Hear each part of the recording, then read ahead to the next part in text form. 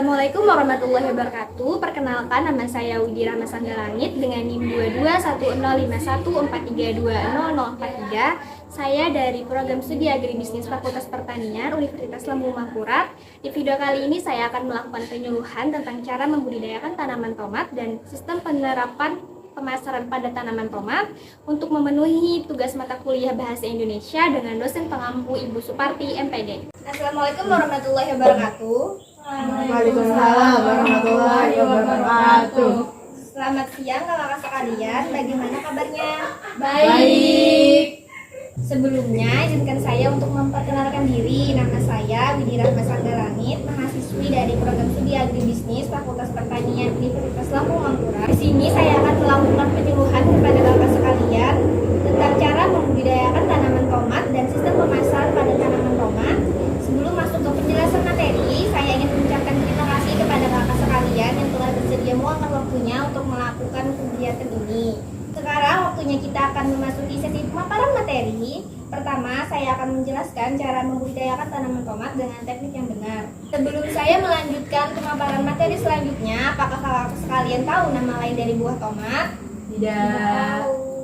Baik, saya akan menjelaskannya. Tomat itu memiliki nama lain Solanum lycopersicum. Tomat adalah tanaman hortikultura bernilai tinggi. Tumbuhan ini memiliki buah berwarna hijau, kuning, merah, dan memiliki siklus hidup yang singkat, di mana dapat tumbuh setinggi 1-3 meter.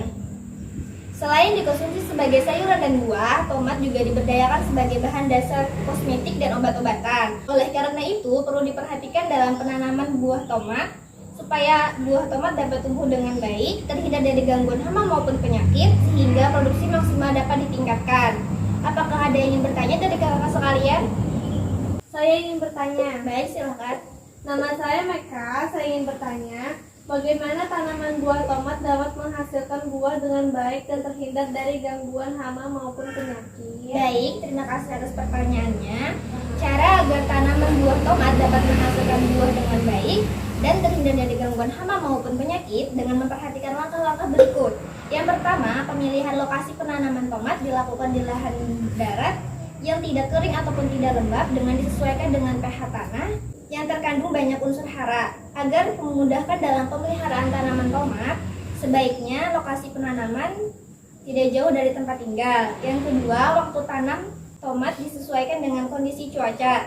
Yang ketiga, melakukan varietas tanaman tomat yang disesuaikan dengan pH tanah. Yang keempat, pembibitan tomat dilakukan sebelum melakukan penanaman, serta tanaman tomat yang ditanam dalam bedangan tersendiri.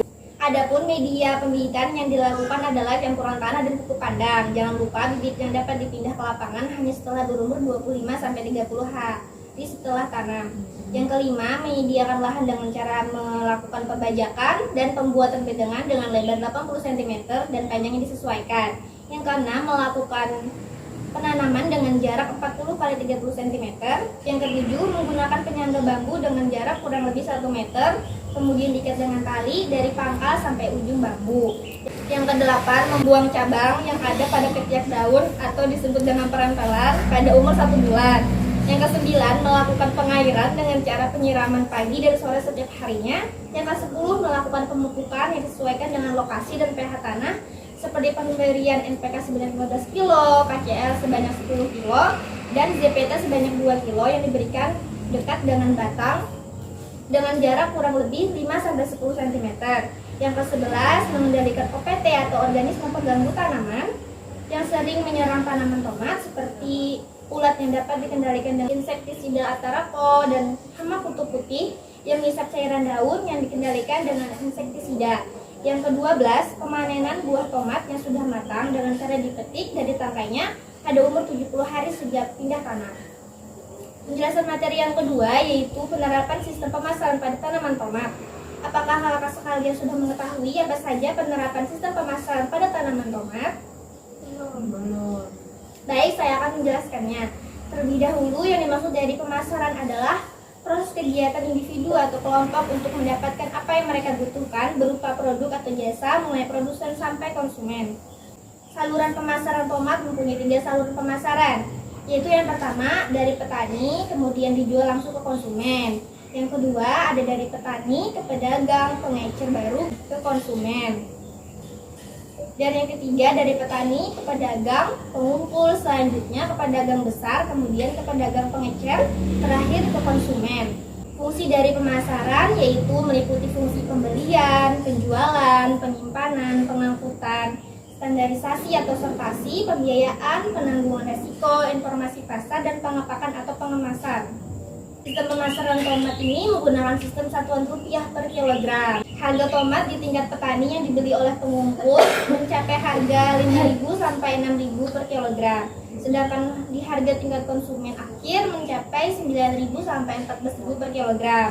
Perbedaan harga dari produsen sampai ke konsumen menandakan bahwa margin pemasaran yang terjadi juga cukup besar.